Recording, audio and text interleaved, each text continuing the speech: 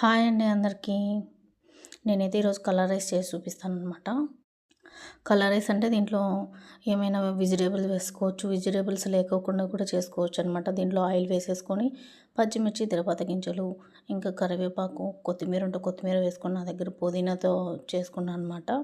ఇలా ఆనియన్స్ బాగా సన్నగా కట్ చేసుకొని దీంట్లో అయితే వేసేసుకోవాలి. బాగా ఫ్రై అయిన తర్వాత ఆనియన్స్ మనం అల్లం వెల్లుల్లి పేస్ట్ కూడా వేసుకొని పచ్చివాసన పోయిన తర్వాత టమాటో వేసుకోవాలన్నమాట.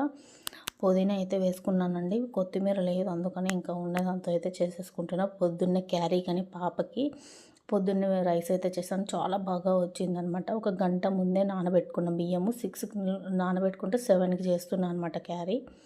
ఇలా అల్లం వెల్లుల్లి పేస్ట్ వేసిన తర్వాత పచ్చివాసన పోయిన తర్వాత ఒక 2 టమాటాలు వేసుకోండి. పక్కనైతే బఠానీ ఇంకా క్యారెట్ అయితే ఉడకబెట్టుకుంటున్నా. ఒక 5 మినిట్స్ ఉడకబెట్టుకోండి, ఎక్కువ అవసరం లేదు. మళ్ళీ మనకు ఇక్కడ దీంట్లో వేసుకుంటాం కాబట్టి దీంట్లో కూడా ఉడుకుతాయి అనమాట. ఉప్పు వేసుకొని ఉడకబెట్టుకోండి బఠానీ, క్యారెట్. ఇంకా మీరు ఏమన్నా వెజిటేబుల్స్ వేసుకోవాలనుకుంటే వేసుకోండి. ఆలు కావాలంటే వేసుకోండి, బీన్స్ అలాంటివి కావాలంటే వేసుకోండి. నా దగ్గర బఠానీ, క్యారెట్ ఉంది కాబట్టి దీంతో అయితే ఈరోజు చేసేస్తున్నా. దీంట్లో బిర్యానీ మసాలా, గరం మసాలా, ధనియా పౌడర్ వేసుకొని ఉప్పు, కారం అవన్నీ చూసుకోండి. ఇప్పుడే నీళ్లు పోసుకున్న తర్వాత చూసుకోండి. సరిపోయినాయి అంటేనే మనం ఇంకా బియ్యం వేసేసుకొని ఉడకబెట్టేసుకోవాలన్నమాట. ఇలా పసుపు, ఉప్పు, కారం తగినంత వేసుకోండి. ఎక్కువ ఏం మసాలాలు ఏం అవసరం లేదు. ధనియా పొడి, బిర్యానీ మసాలా ఉంటే చాలండి. చాలా టేస్టీగా చాలా బాగుంటుంది. ఇలా ఒక గ్లాస్ బియ్యానికి 2 గ్లాసులు వాటర్ అయితే వేసుకోవాలన్నమాట.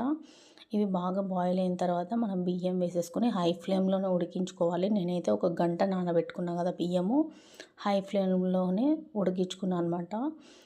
ఇలా మనం పక్కన సేమియా ఇంకా వైట్ది రవ్వ వేసేసుకొని ఉడకబెట్టుకుంటున్నా.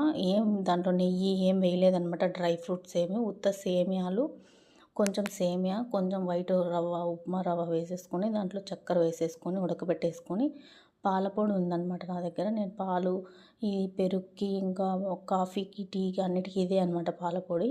ఈ పాలపొడితోనే ఇంకా ఏం చేసుకున్నా కూడా పాలు కూడా ఇంకా తెచ్చుకోను అనమాట. దీంట్లోనే పాలపొడి వేసేసుకొని కలిపేసుకున్నా. దీంట్లో ఒకటి యాలుక వేసేసుకొని పాయసం అయితే రెడీ అయిపోయింది. పాపకైతే పంపిస్తున్నాను అనమాట. పాపకి బాక్స్లో పెడుతున్నా మధ్యాహ్నం క్యారీకి. ఇలా అయితే హై ఫ్లేమ్లో ఉడికించుకున్నాం కదా, వెజిటేబుల్ రైస్ అయిపోయింది అనమాట. హై ఫ్లేమ్లో ఉడికించుకున్న తర్వాత లాస్ట్లో నీళ్ళన్నీ ఎగిరిపోయిన తర్వాత ఒక 5 మినిట్స్ లో ఫ్లేమ్లో ఉడికించుకున్నాను. అంతే, colour rice ready. Vegetable rice, పెరుగు చట్నీ బాగుంటుంది.